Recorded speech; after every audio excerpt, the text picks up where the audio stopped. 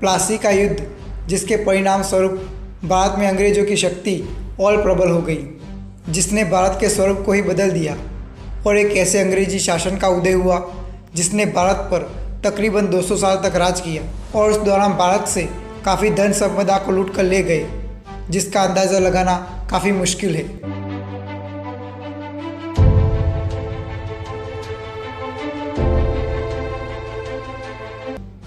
16वीं से 17वीं शताब्दी में भारत में यूरोपियन कंपनियों का आगमन हुआ, जिनका भारत में आने का मकसद व्यापार करना था, परंतु अपनी बढ़ती महत्वाकांक्षाओं के कारण उन्होंने भारत के विभिन्न क्षेत्रों पर राज करना शुरू कर दिया।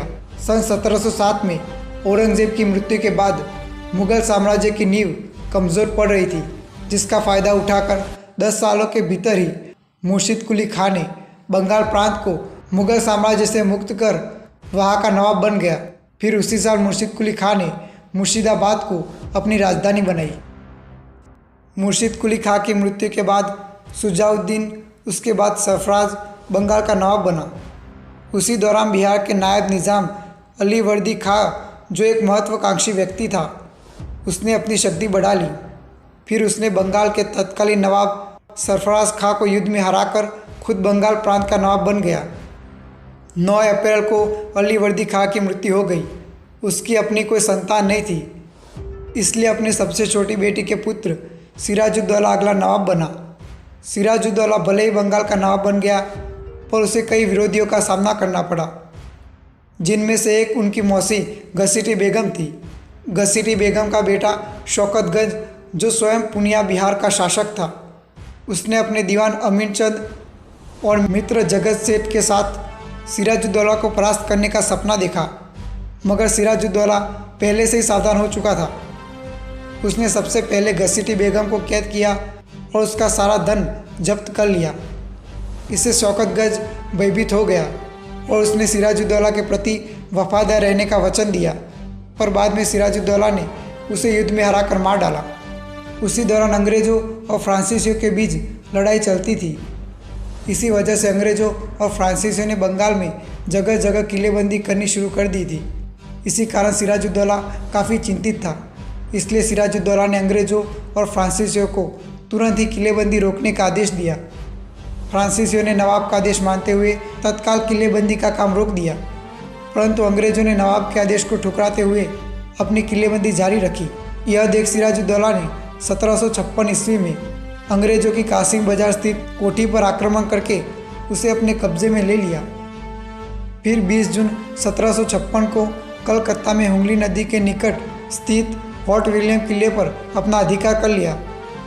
लेकिन उससे पहले अंग्रेज़ गवर्नर डेक ने अपनी पत्नी और बच्चों के साथ भागकर फुल्टा नामक द्वीप पर जाकर शरण ले ली। फोर्ट विलियम पर कब्जा करने के दौरान 146 अंग्रेज बंदी बनाए गए, जिनमें स्त्री और बच्चे भी शामिल थे।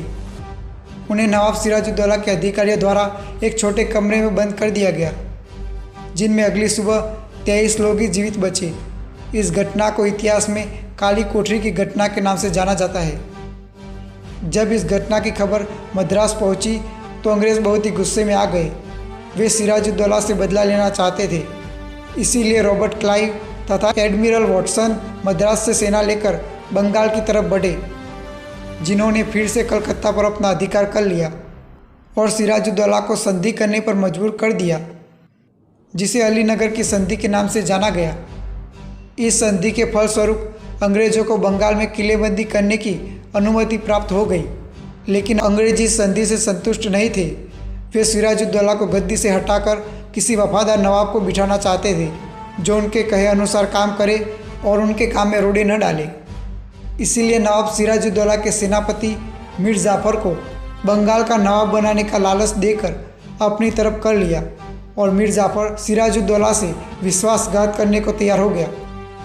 23 जून 1757 ईस्वी में प्लासी नामक स्थान पर ईस्ट इंडिया कंपनी और नवाब सिराजुद्दौला की सेना के मध्य युद्ध हुआ, जिसमें अंग्रेज़ों की सेना की कमान रॉबर्ट क्लाइव और नवाब की सेना की कमान मीर जाफ़र ने संभाली थी।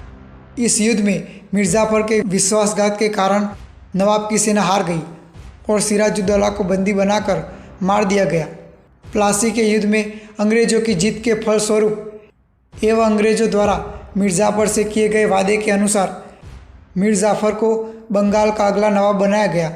बंगाल का नवाब बनते ही मीर जाफर ने अंग्रेजों को 24 परगना की जागीरदारी सौंप दी और बंगाल, उड़ीसा तथा बिहार पर अंग्रेजों की ईस्ट इंडिया कंपनी को मुक्त व्यापार करने की छूट प्रदान कर दी। मीर जाफर अंग्रेजों की कठपुतली मात्र था।